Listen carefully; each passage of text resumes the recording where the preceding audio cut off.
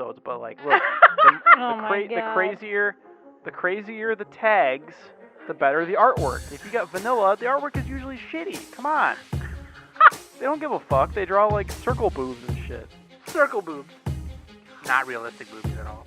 I need the ugly bastard. Okay?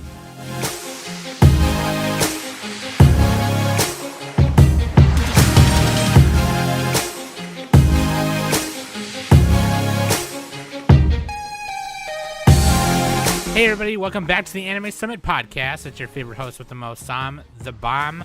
And with me every week, of course, is Danny Hootenanny. Yo, yo. And Nickit. Nickit. I'm shaking my head right now. It sounds like the word naked. I'm going to be buck naked. Because I'm playing Pokemon Sword right now, and there's a Pokemon named Nickit. He's a little thief fox. It kind of looks like me. It kind of, dude. Yeah, Nickit is cool. Like, he's really cool. He's like a dark. He's like a dark type. It's really cool. Actually, my ears are small, so it doesn't look like me at all. Never mind. Yeah, but like, you know, the mustache is cool. That's my best feature, actually, is my earlobes. Nice. For all the people out there, just saying. I got, nice, dude. Ladies, I got for all Nick has some nice earlobes over there. No touching though, please.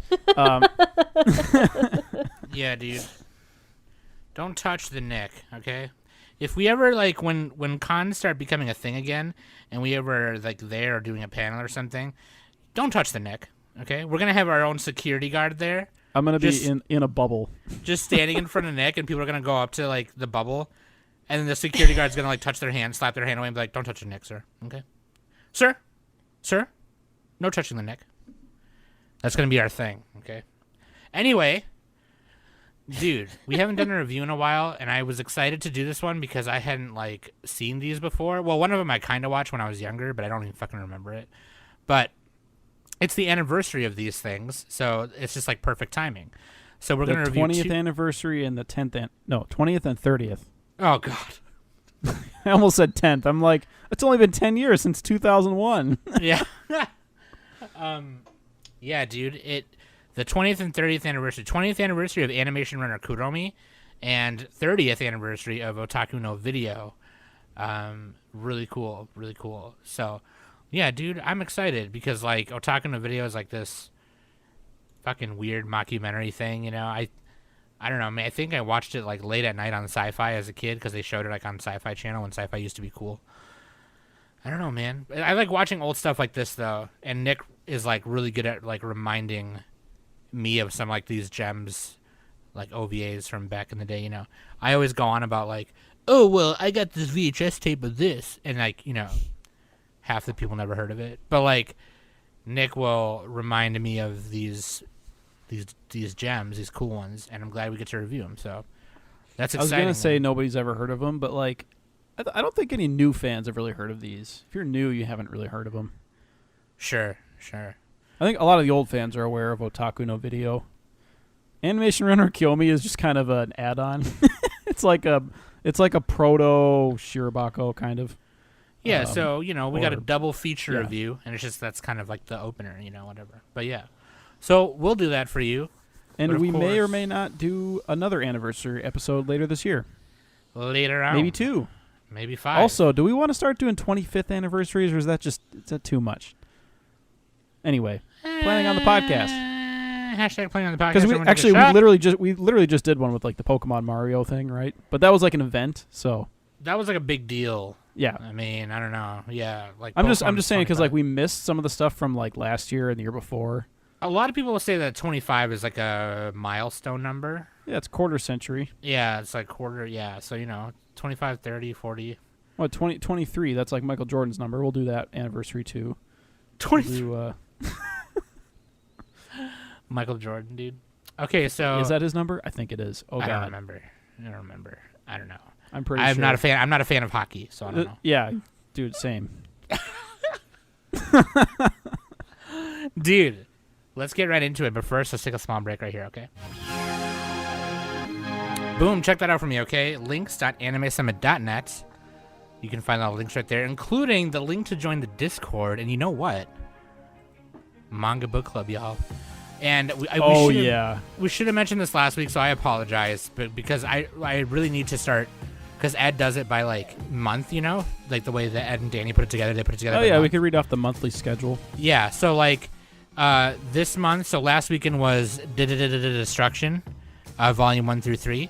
This weekend will be Resentiment, volume 1 through 4. And then the April 18th will be Destruction, volume 4 through 6. And the last weekend of April, the 25th, will be Girls Last Tour, volume 1 through 3. So yeah, dude, join Manga Book Club. We vote in the Discord. Yeah, you vote. Yeah, we vote new. They vote, new mangas to read every month on the Discord, and then, yeah, you just meet on the voice channel, hang out, talk about it. It's really fun.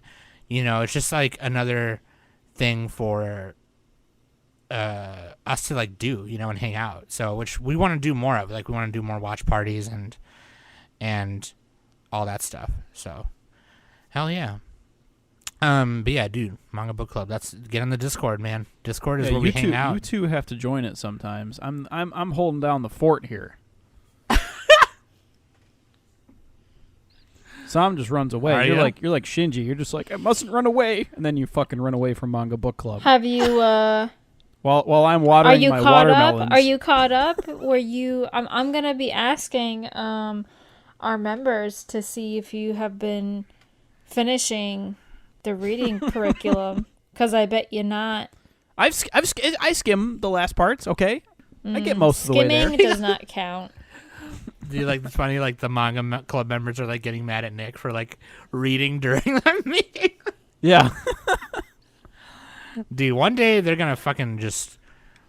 They're just gonna flip a titty and they're gonna try. I better be caught up this week because this was my recommendation. Well, also, yeah, for real. Yeah, so you better fucking read you better read the volumes that need to be read. But also, like, Nick will yell at us, like he'll yell spoilers while we're talking, and it's all like, dude, you should have fucking read it. Like, this is the whole point of the meeting. Yeah, I was gonna say, yeah, I think Nick's, yeah. I like when a king called me out one time. I like when I was like 15 minutes late to the meeting because I had to do something, and I showed up. I'm like, hey guys, before we start, I got a story or whatever. And King's like, the audacity. We've been going for 15 minutes, and he thinks we haven't started yet.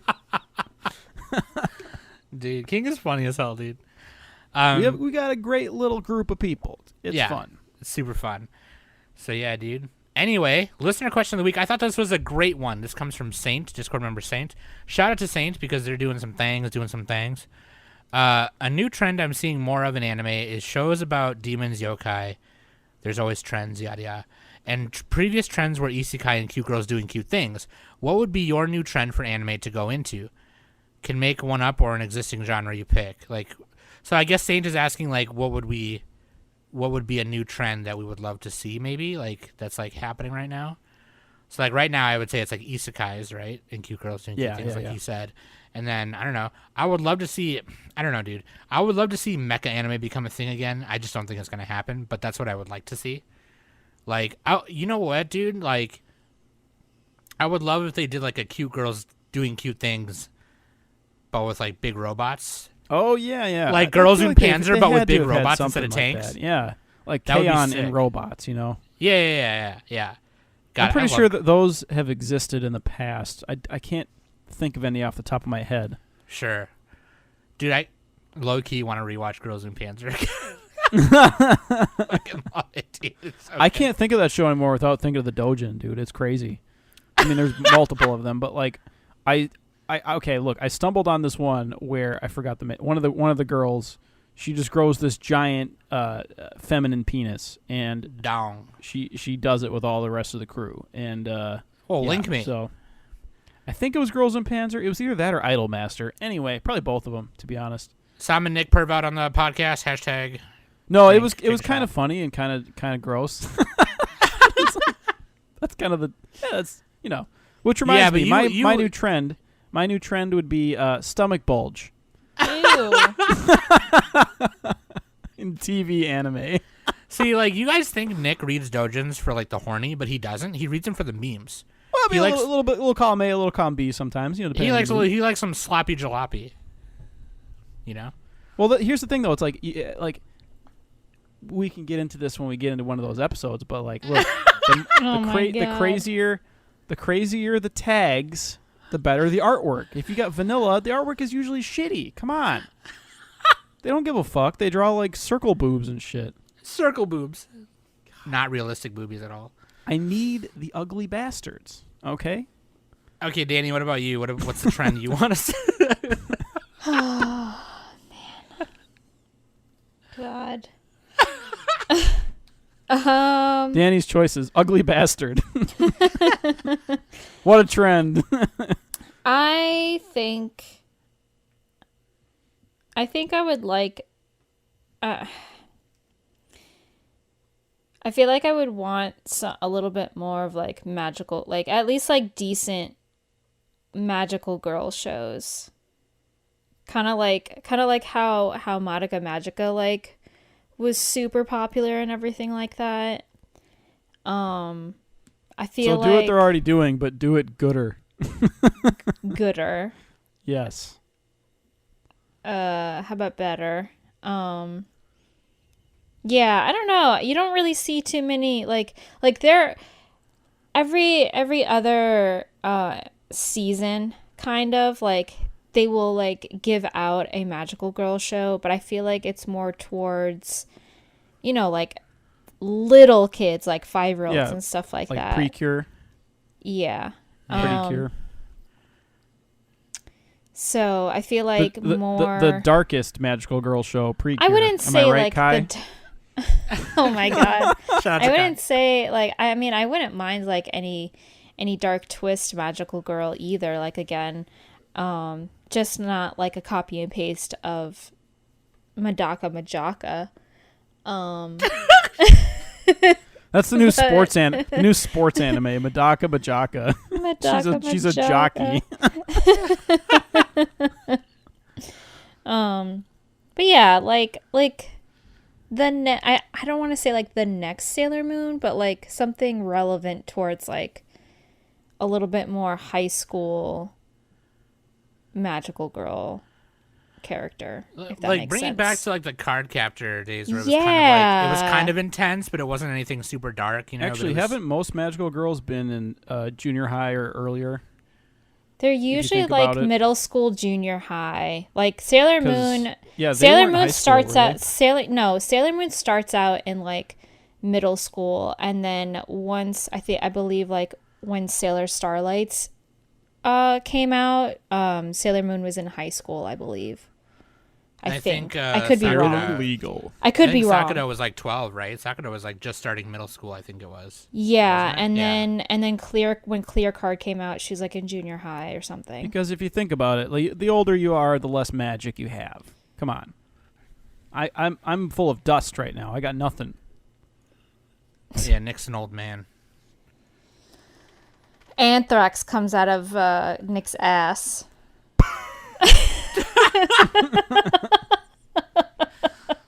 God. That was me. I just farted. Yeah, Nick doesn't even make fart noises anymore. It's just like it's just that. Anyway, that's hilarious. I don't know yeah. if that was a fart or an air bubble. It could have been anything. It could have The been body's anything. just settling. I don't know. Dust bubble. A dust bubble. A I don't know dust bubble. I don't know what's passing through my body anymore. Yeah, dude. Anyway, yeah, I'd love to see all those. Except, well, maybe not the summer bulge. Nope, thing, you already but said it. yeah. You already said it. No, shut up. Okay, fuck you. Dude. Fucking hate it. Fucking Nick is gonna make me laugh all episode. I hate it already. Okay, here we go. Waifu and Husbando. Let's be Waifu real is, here. Kuromi. Like this first, like at least Yeah. one of Waifu- these is like such a meme. Waifu and Husbando is Kuromi from from Animation Runner Kuromi. Her real name is Mikiko Oguro, but they nickname her Kuromi. And Husbando comes from our other OVA we're reviewing, Otaku no Video, the Otaking Ken Kubo. Hell yeah, dude. So look them up. They're fucking cute. I think they're both cute. It's all good. It's all good. Dude, it's all good. Yeah, Yo, they're dude, well designed. you know who's really cute? The girl at the end of Otaku no Video, the one who draws. She's cute. Oh, too. dude, yeah, she's got a crush on Ken. Yeah. She's Like, her clearly. eyes are just like, oh. But yeah, dude. Let's start with the 20th anniversary of Animation Runner Kuromi. We're gonna go reverse order. いつもの電車の音を聞いていつもの交差点を渡っていつもの Yeah, dude. Animation Seisaku Shinko Kuromi-chan. Animation Runner Kuromi. This is the synopsis from Mal. After being inspired by the fictional anime Louis Mond III, Kuromi goes to animation school and lands the job of her dreams at Studio Petite. Upon arriving, she meets the head of production. Unfortunately for her, he dies soon after meeting her. Well, he doesn't really die, but He has like an ulcer or something. yeah, he has he almost dies, and passes his position unto her. Now that she's the head of production of Time Journeys, the new anime that they're working on, it's up to her to rally up the lazy animators and finish the second episode in a week. So yeah, dude. Yeah, Crunch time. That was a pretty good Mal synopsis. I like that. This actually won a Tokyo Anime Award in the OVA category, which is really cool. Yeah, it was well animated. Yeah, it's just so like we will talk about the sequel, which came out 3 years later, so it's not really the anniversary of that, but there is. It's the completion of it. Yeah, it's part of it, but yeah, this is just one episode each. They're 40-some minutes, I think, and it's like an hour total. Yeah. Yeah, and this came out March 30th, 2001, so it just literally last week. It's 20th anniversary, dude, and this was Studio Umeda Company. So I don't know what else they've done. The most recent thing they did was 2018 Akuntu Kanojo. But other than that, they also did the movie Last Evolution Kizuna Digimon in 2020. Other than that, they haven't done much recently. So they did Cannon Busters too, which I still haven't seen yet. Oh wait, 2019. That's more recent. Never mind. Okay. Yeah. They have these out of order on Mal. They do for some reason. I don't fucking know why. But yeah. And it was directed by Akitaro Daichi, who has done Baka. He's done some storyboarding. I just like how... Oh, go ahead. He also was a director on Fruits Basket. Oh, the original one or the OG? New one? The OG. Sorry. Oh, the one that the author hated and disowned? The one that sucks? It still holds He's an outcast. a special place in my heart. Yeah, I don't think it sucks. But it's not terrible, but oh, hey, he did now and then here and there. Oh, sweet, yeah, he did. Oh my God, we got to review Nice. that. Nice That's a one. fucked up show. Nice one. Yeah, so I mean, basically, that the synopsis pretty much kind of tells the whole thing. But I mean, yeah, it's so they have the key animators working at home, and Kuromi's like, fuck, what do I do, right? And then Hamako, who's the director of the current show they're working on, she's like, you got to go to their houses and get them, dude. And she's like, what the fuck? So she's running around, and they have all these just crazy different characters. One lady is she looks like a Princess Jellyfish character. She kind of does.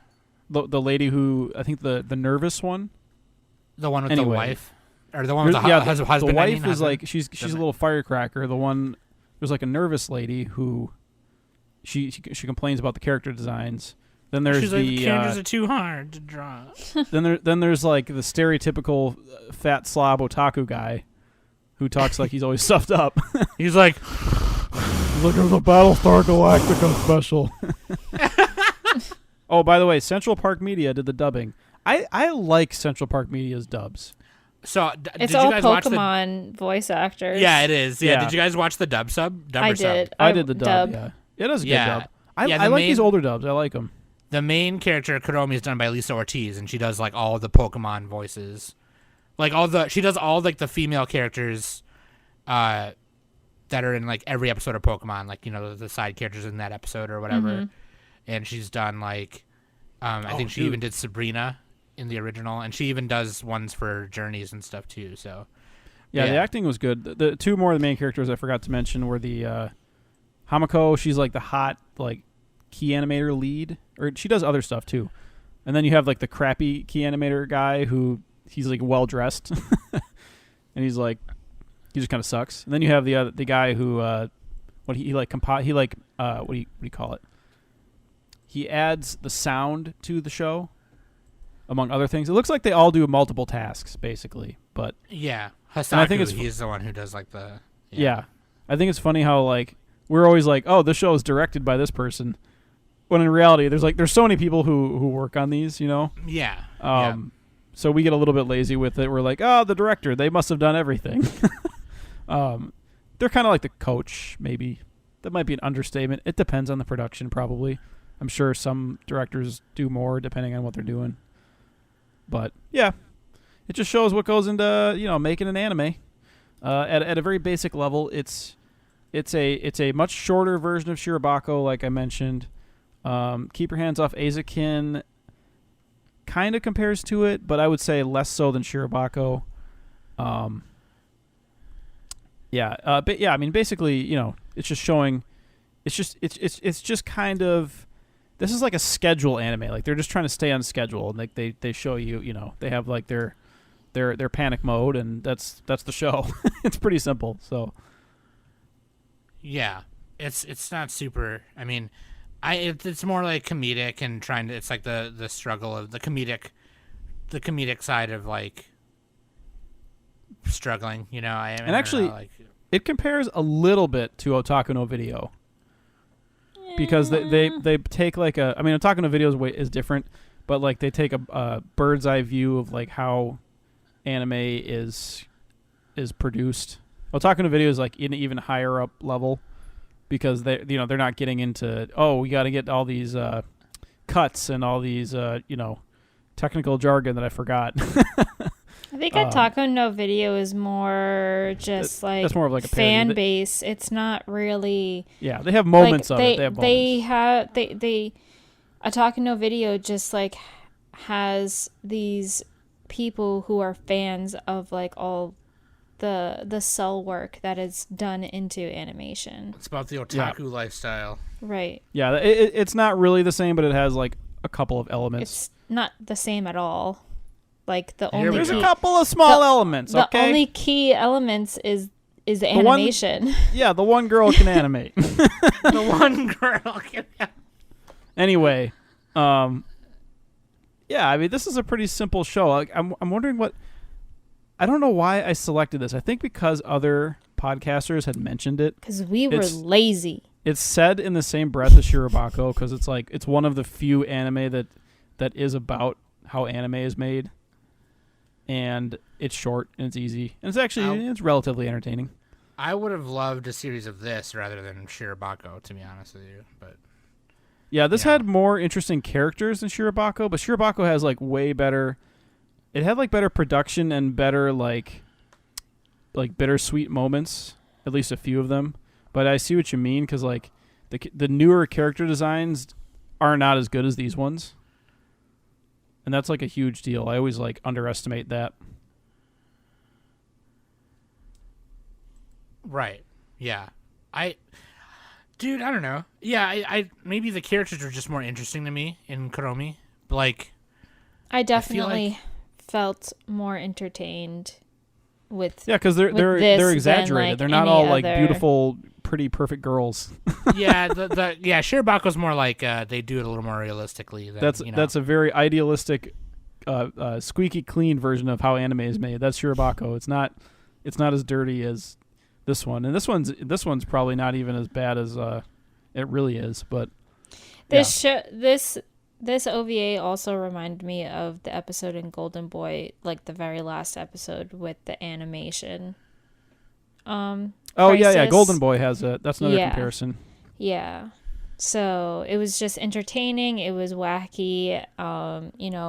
You're on the edge of your seat, like, will they make it? Like, kind of thing. In the second episode, a new production guy is introduced. I forgot his name, but he's like this suave kind of asshole dude, and he puts him on like this really tight schedule, and he runs him ragged.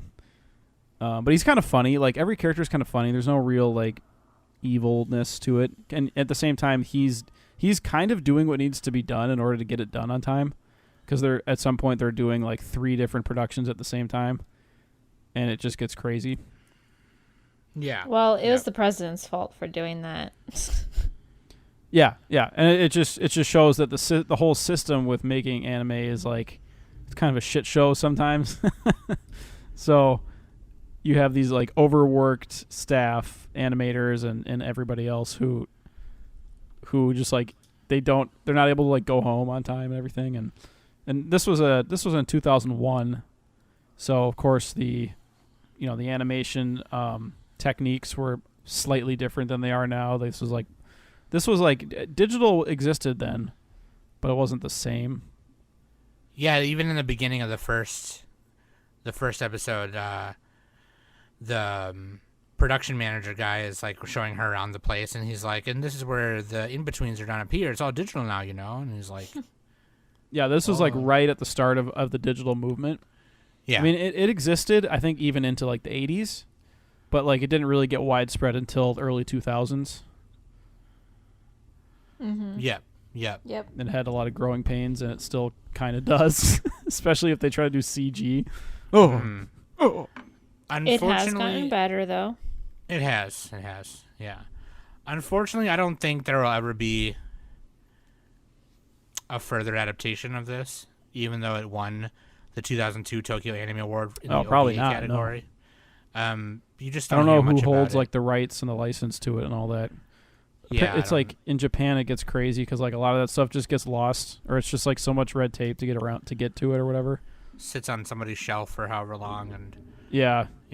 Japan likes to really they like to churn. It's weird because like I feel like they don't like to preserve things. I don't know, as an official stance. You know what I mean?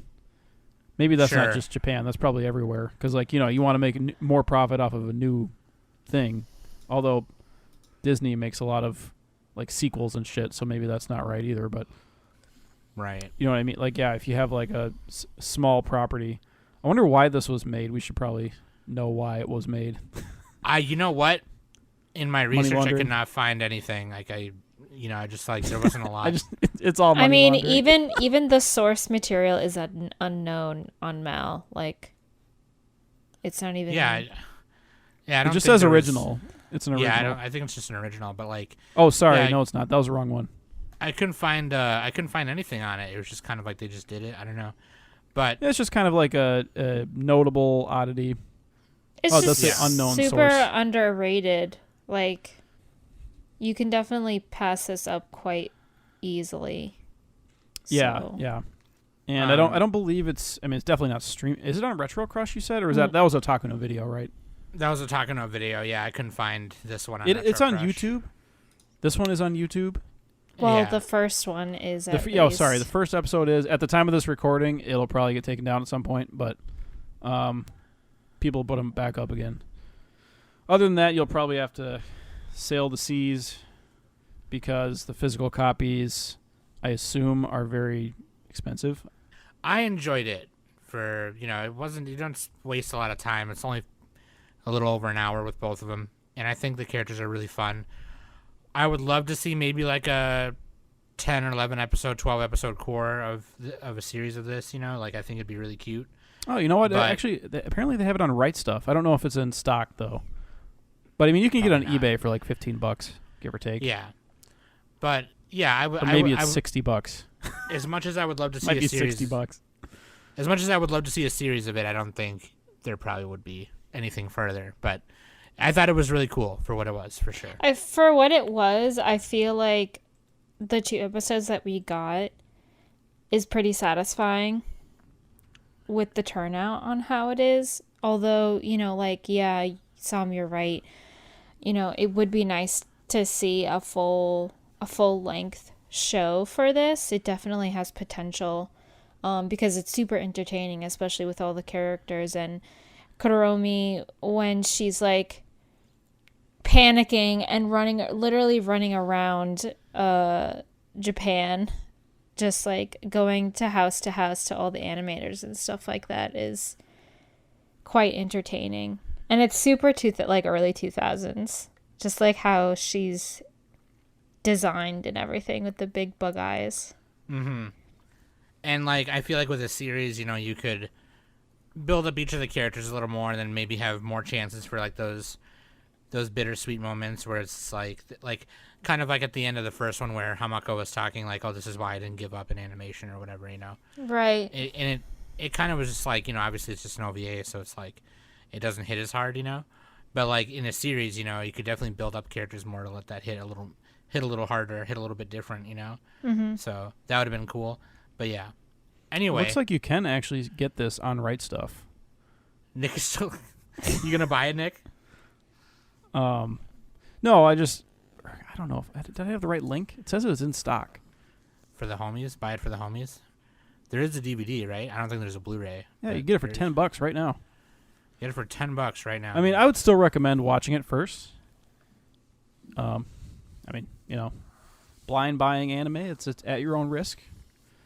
But I mean, look, if you really like Shirobako, and you'd like the creation of anime, that type of thing, you like these kooky little OVAs, then it's worth it, I would say. Right.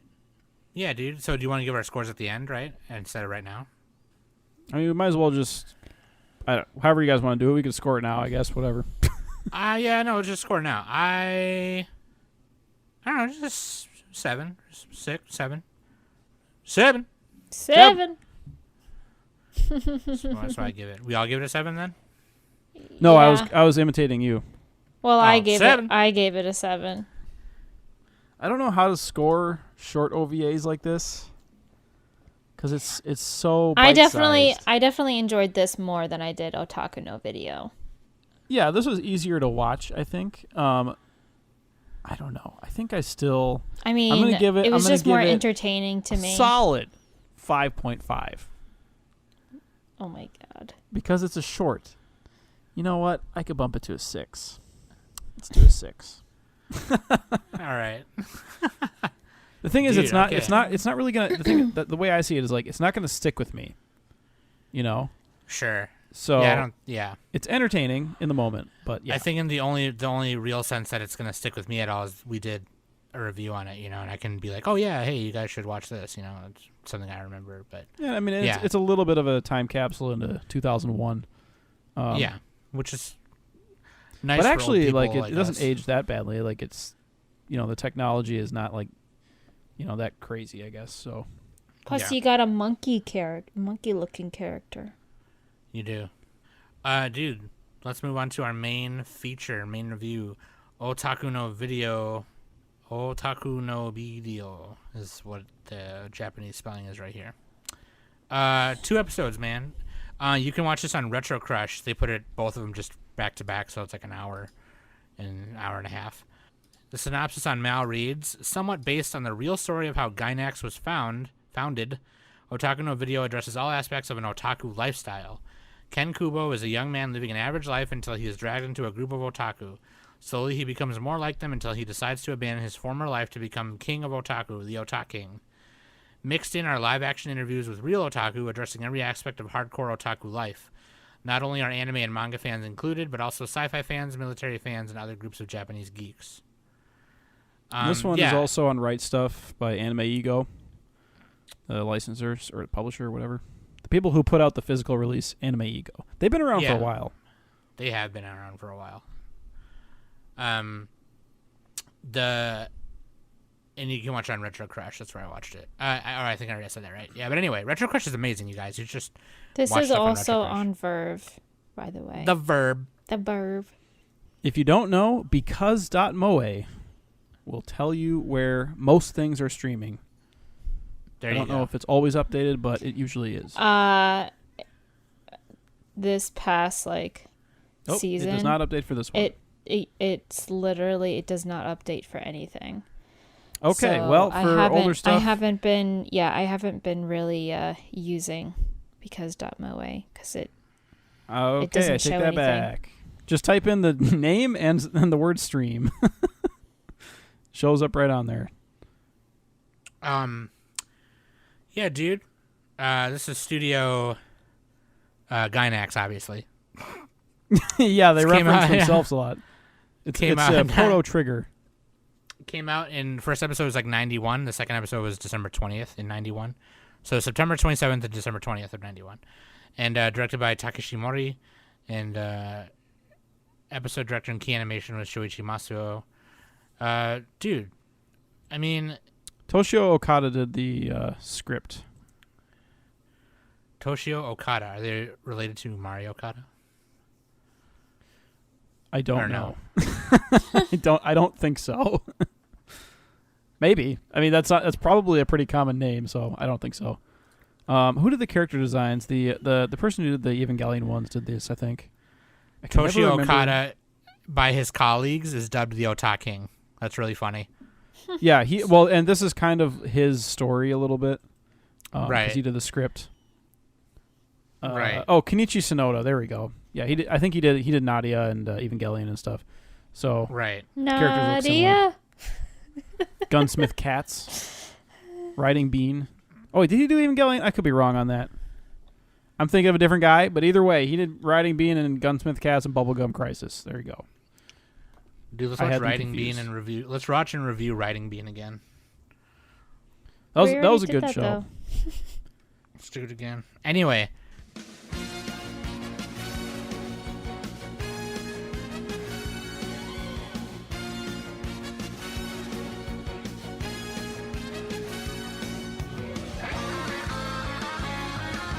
Dude, talking about video is funny, okay? So the way it is like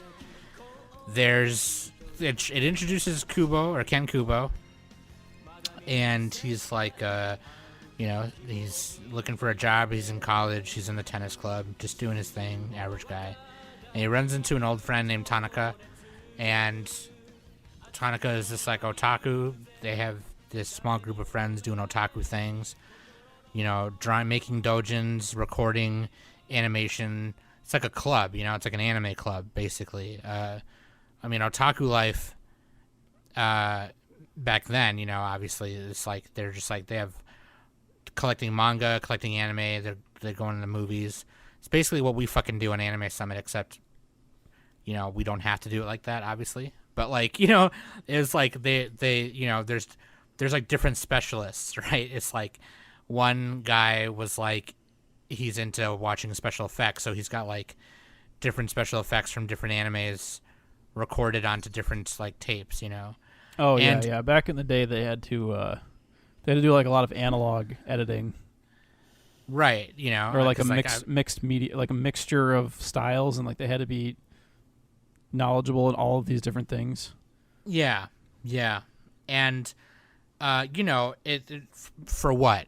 Nothing. Literally just for the hobby. You know what I mean? And it wasn't like They weren't making money on Twitch. They weren't like Instagram influencers or anything like that. No, it literally YouTube, was no just- nothing. Yeah, they were basically like, it was just the passion of it, and I guess some of them might have made money selling bootlegs and stuff, but that wasn't very many people. A lot of it was just like tape trading, which I think there's a part where one of the guys was a tape trader. Cell in this. trader and tape trader. Well, no, yeah. there's a cell thief. He stole cells Yeah. and sold them. And sold them. Yeah. But there's another guy who like recorded stuff. But yeah. So it's and in Otaku no Video they explain that there's different types of otaku. It's not just cosplayers.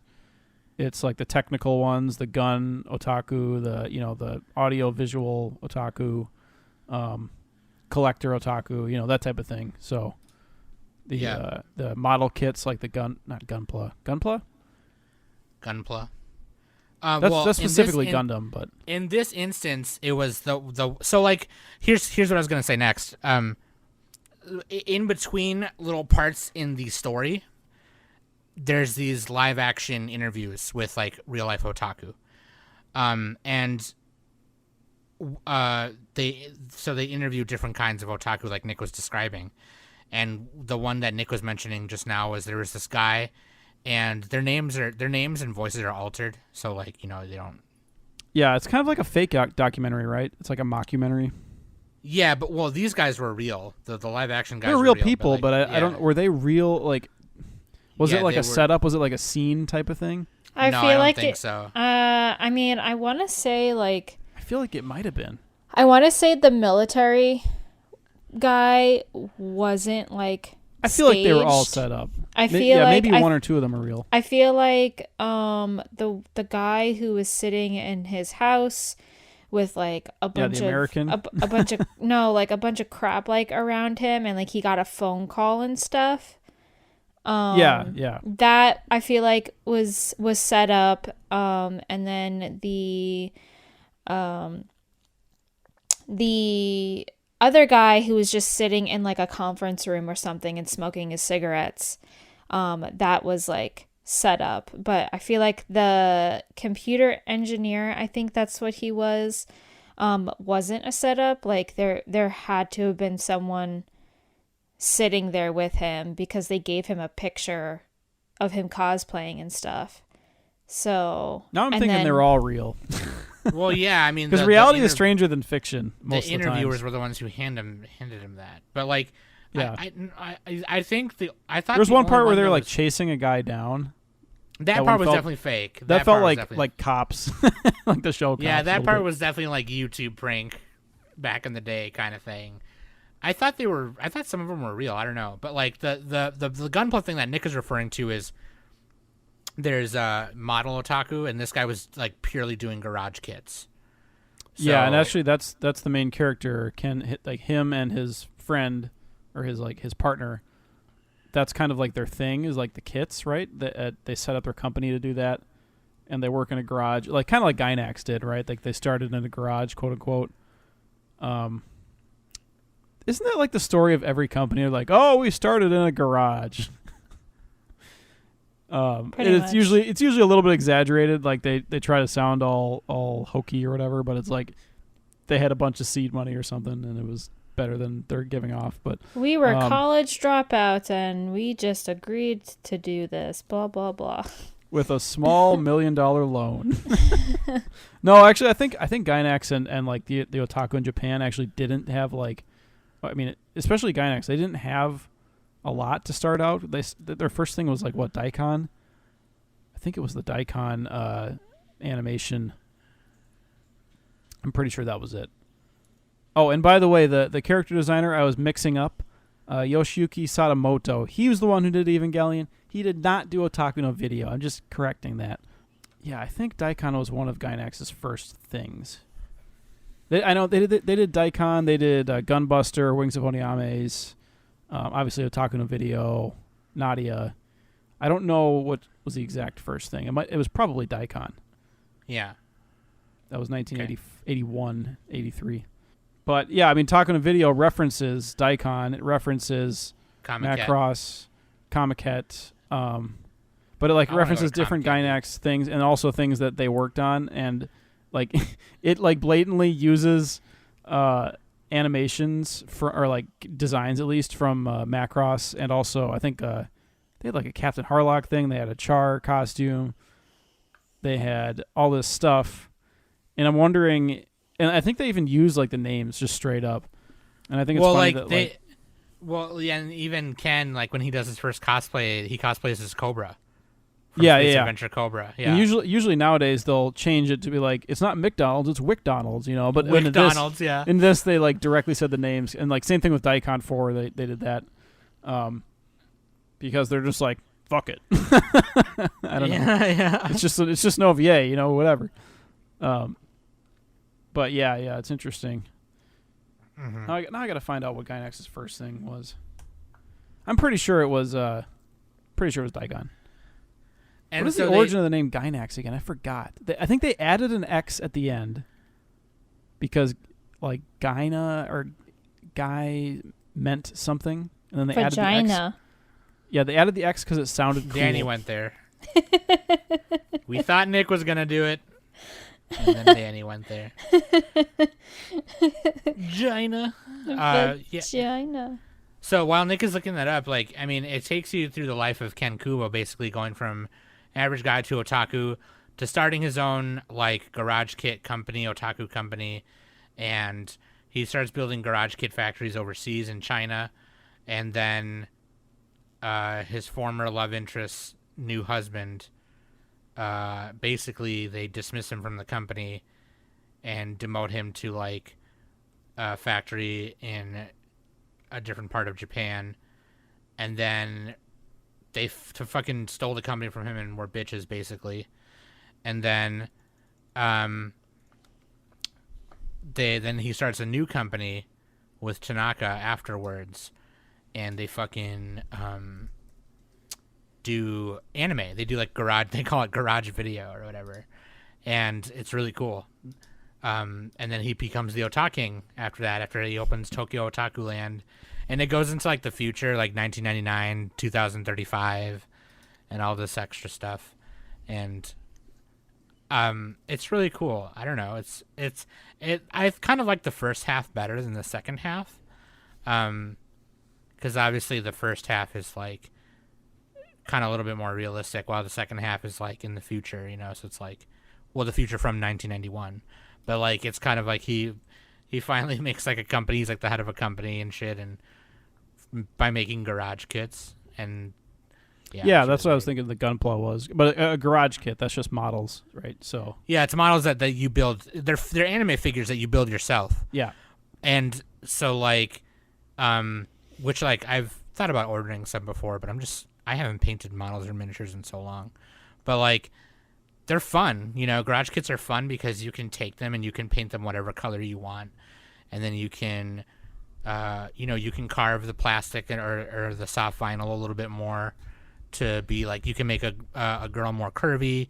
You can have nice. You can customize. You can carve the pecs on somebody a little bit bigger. You go full Casey Neistat on it. You customize everything. It's one of a kind. One of one. God. One of one.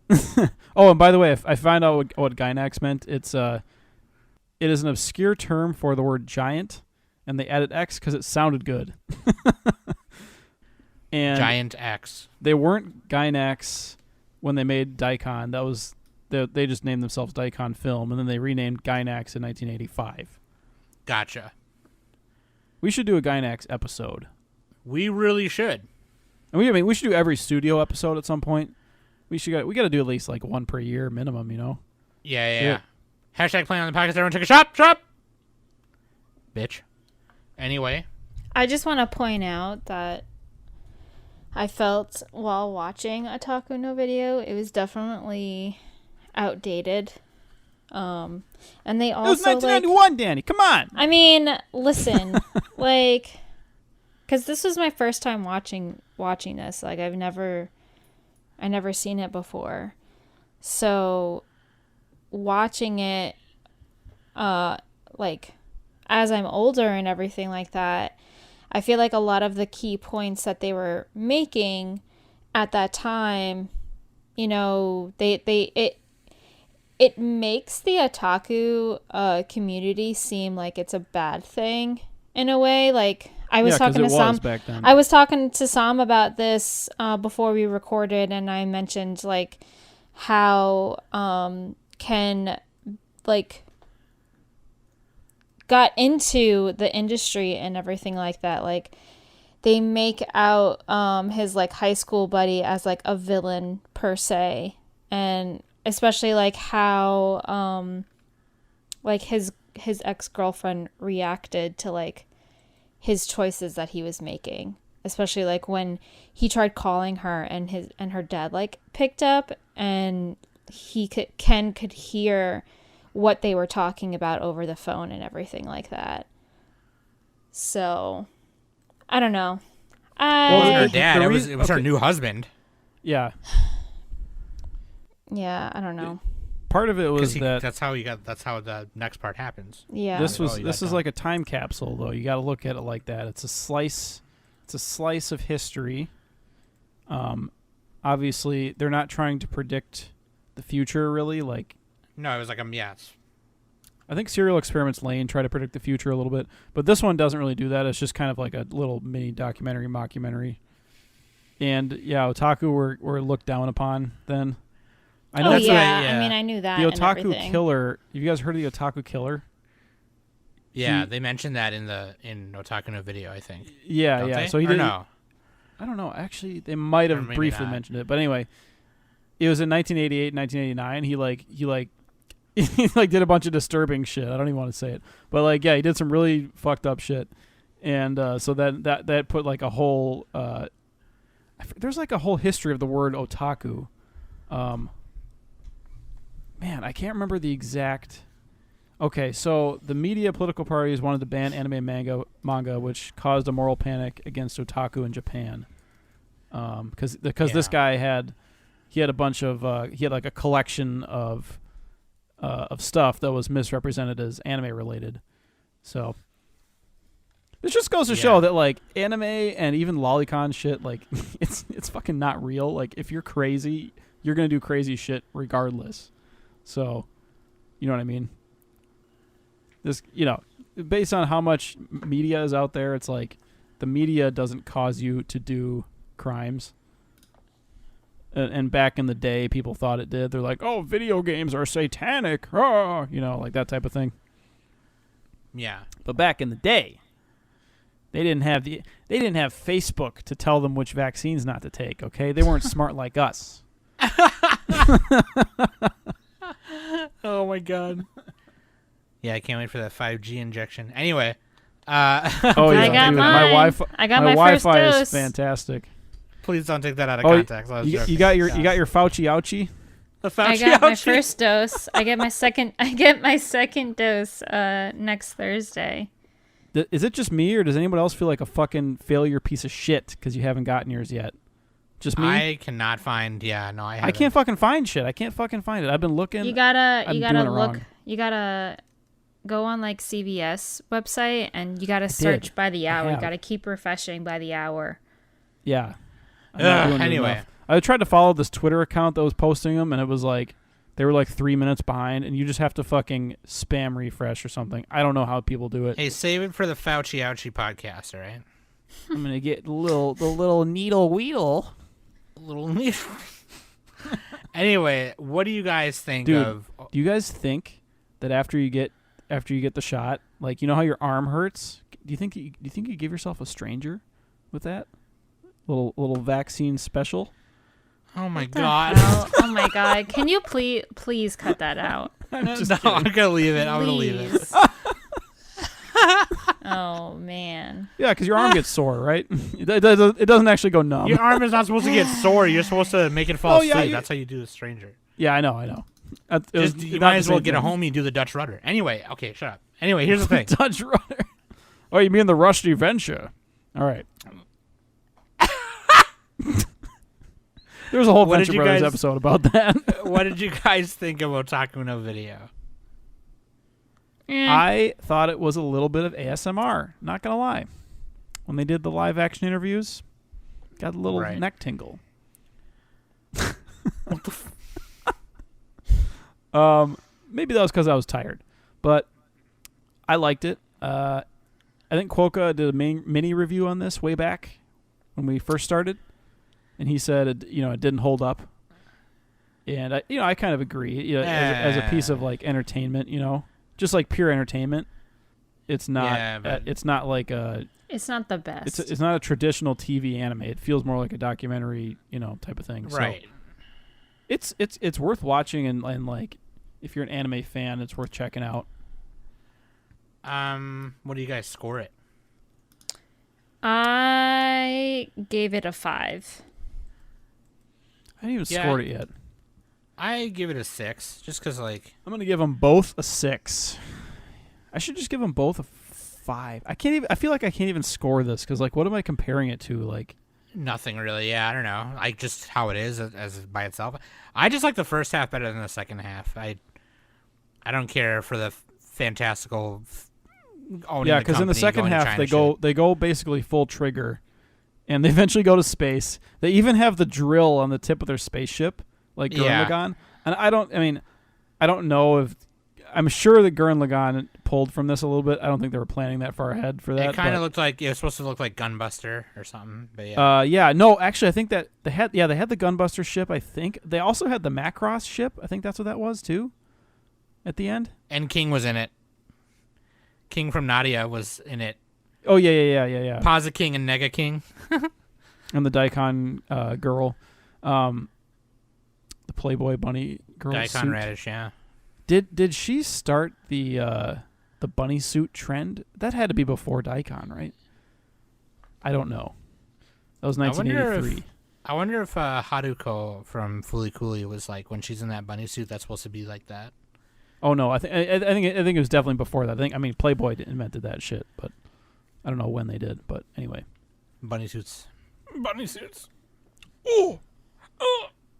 Anyway, so I don't know. It's a very referential show. You know, it's a little bit. It's like non-traditional the way they tell it. Yeah.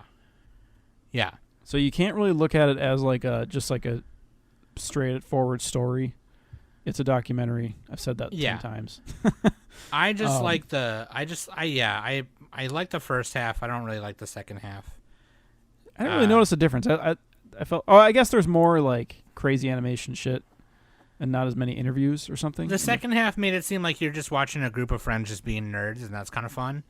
And then the second half was like where it got kind of super fictional with like the owning the company and going to China and then starting a new company, all this stuff. Yeah, it was almost like a montage of them like doing that. Taking over the world with Tokyo Otaku Land and all this shit and whatever. And I guess, it did get pretty fantastical. And then it goes into the future, and then they leave in the ship. I think that was supposed to like be all of them, the original group of friends. That was supposed to be all of them going to heaven or dying, because like they're old, right? And then when they get in the ship, which it wasn't really a ship at all, so it's like that's why it's kind of funny. But like I don't know, because they take off their helmets and they're suddenly not old anymore. You know, I think that was supposed to be all of them kind of like dying with their work or something. Oh, but touching. Yeah, so that's how I took that part. So I like that part, but that didn't hit me the same way that Millennium Actress hit me though. Yeah, no, I'm just thinking it's like, oh, you know, they have that similar theme in Millennium Actress, but it's like 5,000 times better. 5,000 times better. Yeah, you know, it's definitely worth watching. It's a little piece of history. Her story. Danny, what do you think? You're like on it, whatever. It's okay. I mean, it was definitely informative, I suppose. I don't know. I feel like I just didn't really appreciate how Kubo became the Otaku King. I don't know. It was just weird. I had these weird feelings throughout the entire time I was watching it. So, and then like... Well, that's the idea, because otaku are weird.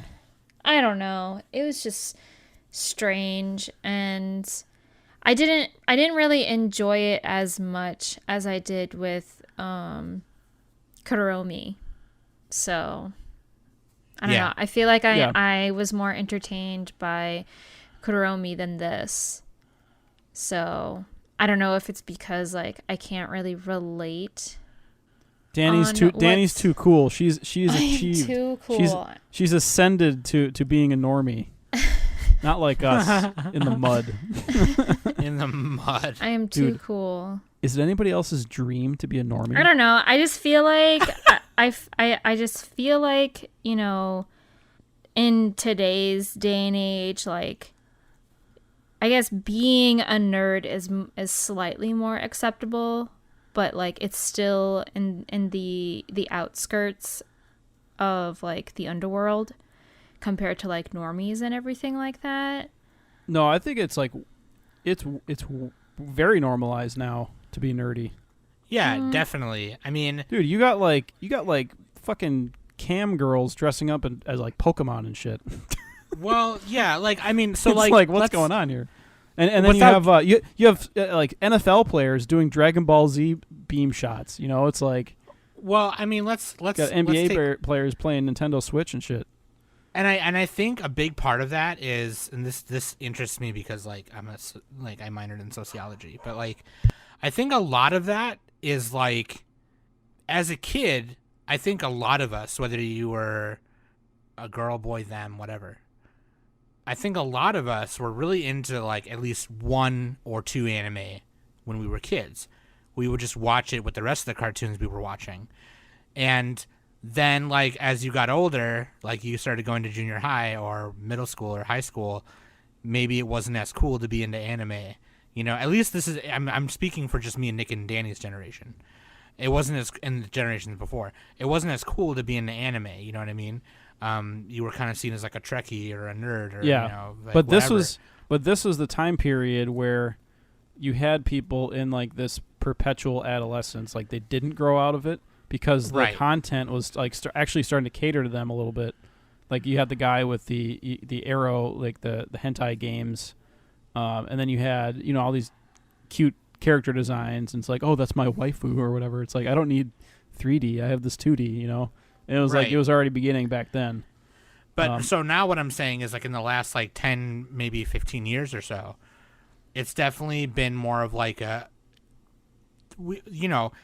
nostalgia market is huge now. Okay, like 10 years ago they started. It's always been pretty big. They started riding the nostalgia train really hard and catering to people's like, hey, when I was a kid, I used to love Dragon Ball Z, right? Like take for example, there's this YouTuber who I'm friends with named Wayne, and he's really cool. I'm just kidding. God, Christ, hell no. This little YouTuber, never heard of him. he does like phone tech reviews, which is really cool. He fucking dude owns like 15 phones. But dude, like MKBHD and Mr. Who's the Boss or whatever, those guys. Maybe, yeah, I don't know. But I love those guys. He's like always reviewing like the newest phone and all that shit. But like he's really into anime now, right? And in the last 5-6 years or so. Because he like wanted to like get back into it because he's like, I used to watch this as a kid and I loved it back then. And I think a lot of people now are like, whatever, fuck it, I'm an adult now and I'm gonna get back into the shit I was when I was a kid because I liked it when I was a kid and I pushed it away when I was getting older because I didn't want to be seen as a nerd. But now it's okay. Now it's like okay to be a nerd. It's fun to be a nerd and whatever the fuck. But I mean, I would say that that's great. As if more people is into it, then like that makes it cooler for you always see tweets like, oh, fuck you for being into this when you made fun of me for it in high school or something. And it's like, yeah, maybe, but also let's just like be glad that maybe they understand you a little bit more now. I don't know, like obviously I wasn't fucking doing the Naruto run in high school, okay, but like like same. But like I fell out of anime for a bit, and that's not because I wanted to or because like whatever. I just kind of it's just life. I got really into like my band and everything. Yeah. Sometimes you have to choose. Like you're juggling so many hats that you literally have to just like sacrifice one for at least a little bit. I mean, during band sleepovers, we watched like Akira and shit and anime and shit. So that was fun. But like, I don't know. But that's Otaku no Video is definitely. Like it's a mockumentary of a time where it was definitely not as seen as. Like, but that's why the otaku are different because they stick with their obsessions. Yeah, whatever they are, They don't care. Yeah, they're just like, let's do it. I'm into it. And it's like my hobby. Nick's obsessions is lollies. Their hobby can't hurt them, just like lollies can't hurt me because I'm bigger than them and I can beat them up. Your other obsession is memes. Memes. Another obsession that Nick not has. Even a hobby. That's just like a general thing. Another obsession that Nick has is stealing other people's emojis in Discord. Oh yeah, that's true. That's true. And we all know Sam likes big robots. Yeah, Sam. It's proxy battles, robots. Danny, big robots, it's like fruits basket, big butts. Is what I'm into. I like big butts. All of the above. And you cannot lie. And I cannot. Dude, freaking yeah. So anyway, that was a weird tangent, but you know what I mean. Everyone, shut up. Okay, Otaku no Video, check it out. I give it a 6. It's all right. Animation's cool for the time. Yeah, I give them both a 6. I would say both of them. I give. What about you, Danny? 5, 4? Yeah, so we've already done this. we're just looping. Making sure. I'm reiterating because we went on a tangent about you liking memes. I think we've asked Danny 3 times. Okay, Danny, what do you score it? 5. Actually, now that you asked me a third time, I'm upping it down to a 4. All right, that serves you right, Sam. Fucking Danny, fucking Danny in the corner, just going 5. Anyway, thank you for listening every week, you guys. I love you guys very much. I heard they're making a sequel called Otaku Yes Video because now it's acceptable. Okay, anyway, thank you for listening. Lame. Boo. Boo. That being said, throw them out. out. Kick him I've out. been Sam. That's Nick. That's Danny. And this has been the Anime Summit Podcast. So dumb. Otaku, yes, video. So freaking dumb. I don't understand Japanese. Why do they use the word no? No means no, right?